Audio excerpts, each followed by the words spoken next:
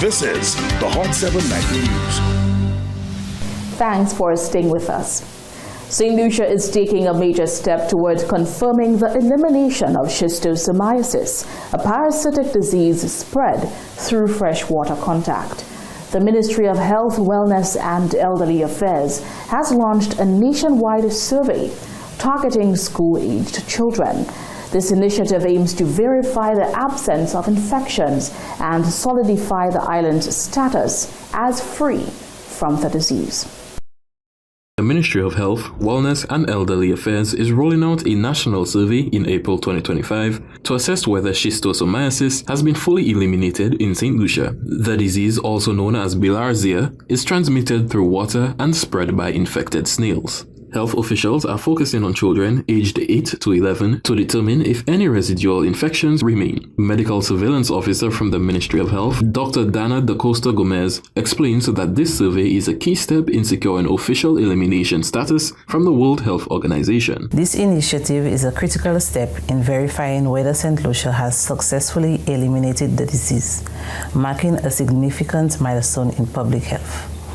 Schistosomiasis is a waterborne disease transmitted through contact with fresh water contaminated by infected snails. Common sources include rivers, streams, ponds, and soggy agricultural areas. Early infections may show no symptoms, making surveillance essential to detect and prevent its spread. The last school-based survey in 2017 found no cases, and subsequent environmental checks in 2022 showed no infected snails. However, to meet WHO standards, Gomez explains that this final assessment is necessary. The World Health Organization requires countries to demonstrate the interruption of schistosomiasis transmission over a 5-year period before declaring elimination.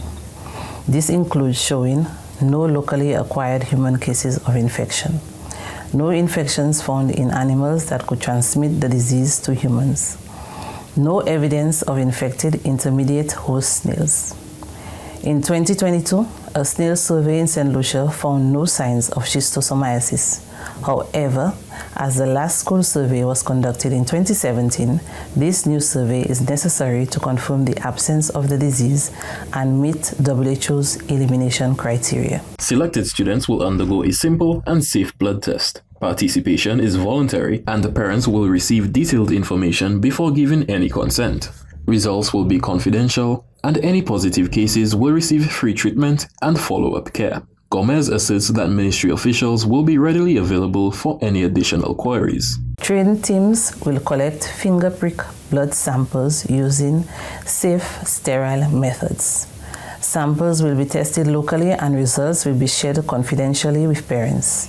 If any cases are detected, the ministry will provide free treatment and conduct further investigations. Saint Lucia has recorded only 36 cases of schistosomiasis in the past decade, reflecting a low disease prevalence. This survey strengthens the country's disease surveillance system and demonstrates its leadership in regional public health. The ministry is calling on parents, educators, and communities to support this initiative, ensuring a safer future for all. For the Hot 7 TV News, I am Kyle Gittins.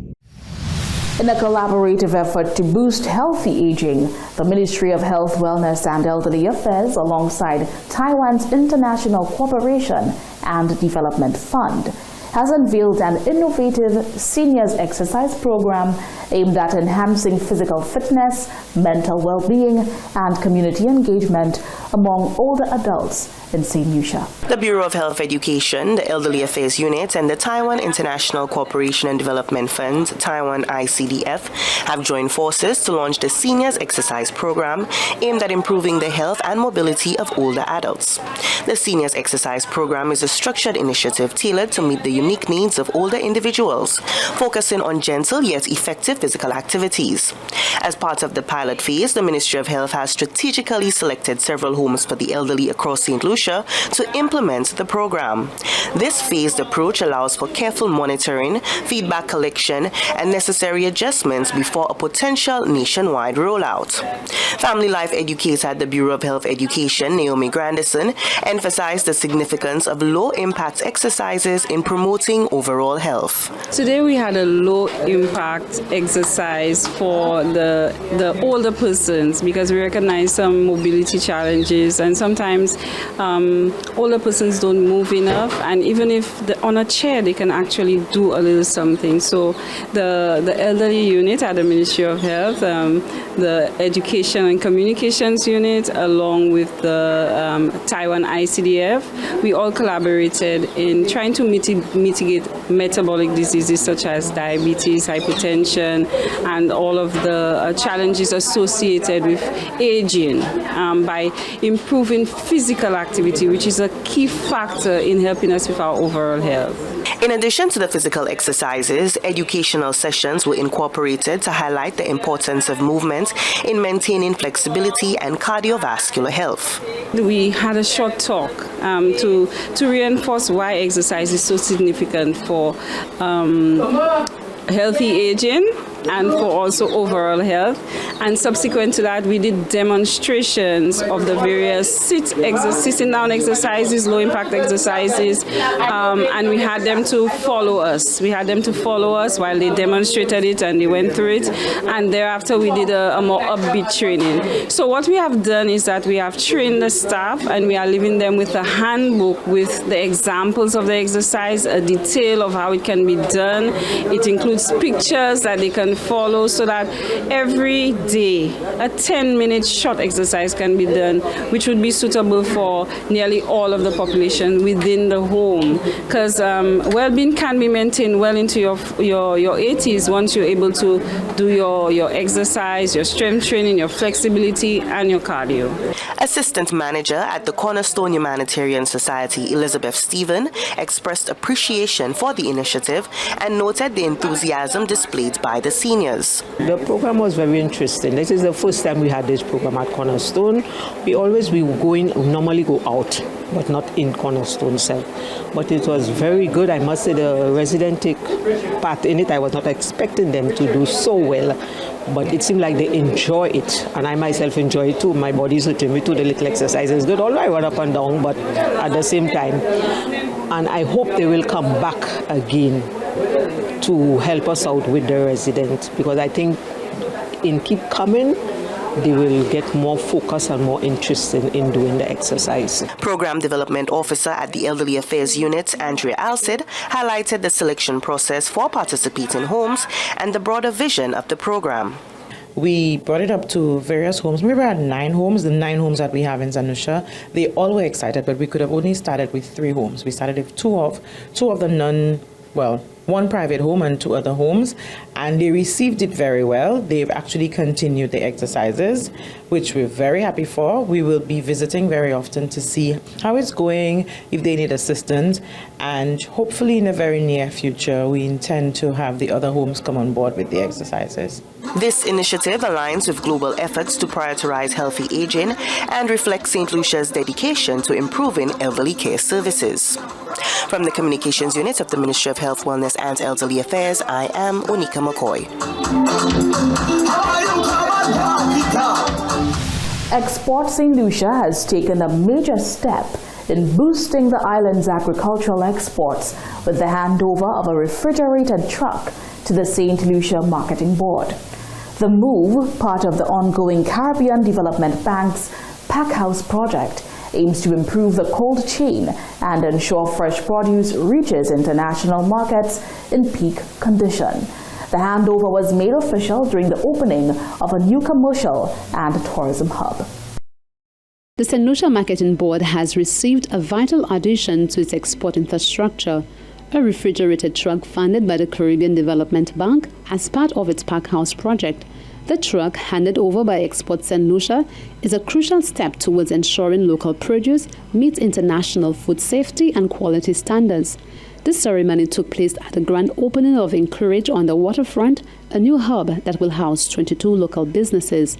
The handover represents a major step in boosting the island's agricultural exports and will enable the board to enhance the quality of its produce. The timing of this handover highlights the synchronization of St. Lucia's development efforts, where export readiness, infrastructure, investment, and enterprise development are being aligned to deliver real impact. Speaking at the handover ceremony, Minister for Commerce, Honorable Emma Hippolyte, noted, and I quote, "This is the kind of investment that makes a real difference for our farmers and exporters. It's part of a broader commitment to build the systems and tools that make trade work for everyone." The refrigerated truck is expected to strengthen the island's ability to maintain its cold chain, ensuring that fresh agricultural products reach new and exciting markets while meeting international health and safety regulations.